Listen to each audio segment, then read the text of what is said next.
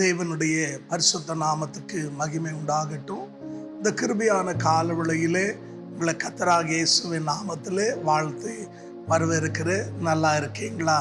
என்னோடு கூட அன்பானுள்ள லூக்கா எழுதின சுவிசேஷம் 11ஆம் அதிகாரம் 13ஆம் வசனத்தை தேவ மகிமைக்காய் நீங்கள் வாசித்து பாருங்கள். ஆண்டவராகிய இயேசு கிறிஸ்து பொல்லாதவர்களாக இருக்கிற நீங்கள் உங்கள் பிள்ளைகளுக்கு நல்ல ஈவை கொடுக்கும்போது பரலோகத்தில் இருக்கிற பிதாவை வேண்டிக் கொள்ளுகிறவனுக்கு அவர் பரிசுத்த ஆவியை தராமல் இருப்பாரோ என்று சொல்லி இந்த இடத்துல ஆண்டவர் சொல்லுகிறதை நாம் பார்க்கிறோம்.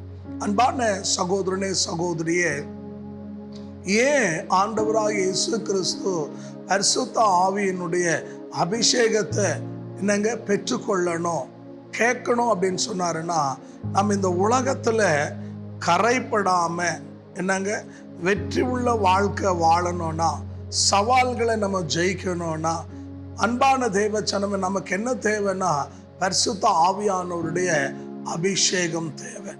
ஏன்னா ஆண்டவராகிய இயேசு மத்தேயு 4ஆம் அதிகாரத்தில் அவருக்கு சோதனை வந்தது. பிசாசானவன் அன்பான தேவச்சனமே அவர் சோதித்தான். இந்த கல்லை ரொட்டி ஆக்குன்னு சொன்னான், மலை மேலே கொண்டு போய் மேலேருந்து கீழே குதின்னு சொன்னான், சாஷ்டாங்கமாக என்னை பணிந்துக்கோ எல்லாத்தையும் தரேன்னு சொன்னான். அப்போ ஆண்டவர் என்ன பண்ணாருன்னா, பிரியமான தேவ ஜனமே, பரிசுத்தாவின் வல்லமையினால லூக்கா 4:14-16 வாசித்து பாருங்க. பரிசுத்தாவின் வல்லமையினால நிறைந்ததுனால அன்பான தேவ ஜனமே, அப்போஸ்தலர் 10ஆம் அதிகாரம் 38ஆம் வசனம் வாசிச்சிங்கன்னா, அவர் பிசாசின் கிரியைகளை அழிக்கிறவராய் காணப்பட்டார். ஆகையால் இன்றைக்கு நம்ம பிரியமான தேவ ஜனமே சோதனைகளை ஜெயிக்கணும்னா, அன்பான தேவ ஜனமே, நமக்கு விரோதமாக சாத்தான் செய்கிற பல சதியில நம்ம சிக்காம அவைகளை நாம் மேற்கொள்ளணும், ஜெயிக்கணும், தப்பித்து வெளியே வரணும்னா உனக்கும் எனக்கும் பரிசுத்த ஆவியானவருடைய ஒத்தாசு, பரிசுத்த ஆவியானவருடைய அபிஷேகம், பரிசுத்த ஆவியானுடைய பலன் நமக்கு அவசியம். ரோமர் 8ஆம் அதிகாரம் 26-27 வாசித்து பாருங்க. நம்முடைய பலவீனத்தை அறிந்த ஆவியானவர் அன்பானவரை நமக்கு என்ன செய்யணும்னு தெரியாததை நமக்கு செய்யும்படியாக அவர் கற்றுக் கொடுக்கிறார்.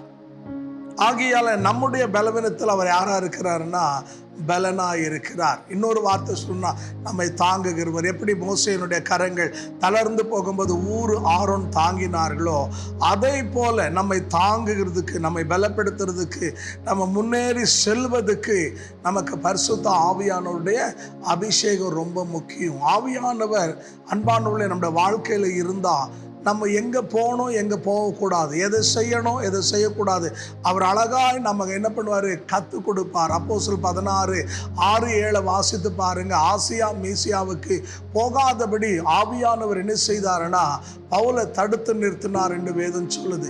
அப்போ இன்றைக்கு அன்பான தேவச்சனமே, நம்முடைய வெல்விஷர் யார் அப்படின்னா, நம்முடைய சேமத்தை, நம்முடைய சுகத்தை விரும்புகிறவர் யாருன்னா பரிசுத்த ஆவியானவர்.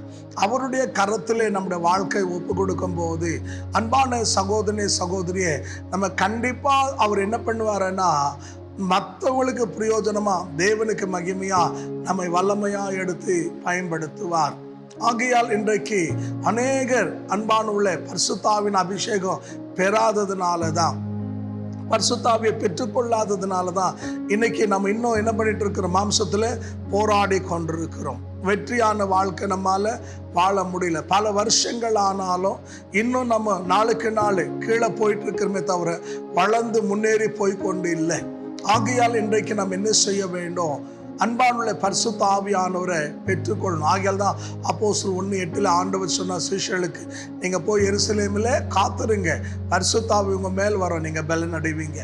அப்போ நம்ம மாம்ச பலத்தினால் எதை செய்ய முடியலையோ அதை பரிசுத்த ஆவியின் பலத்தினால செய்ய முடியும்.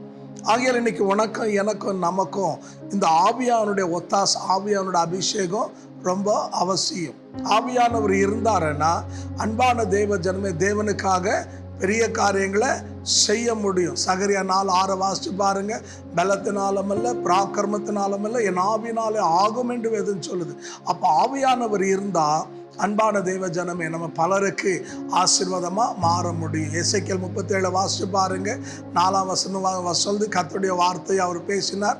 அன்பான எலும்புகளுக்குள்ளே போய் எலும்புகளெல்லாம் என்னாச்சுங்க, பிரியமுள்ள காலுண்டு சேனையா நின்று ஆரம்பித்தது.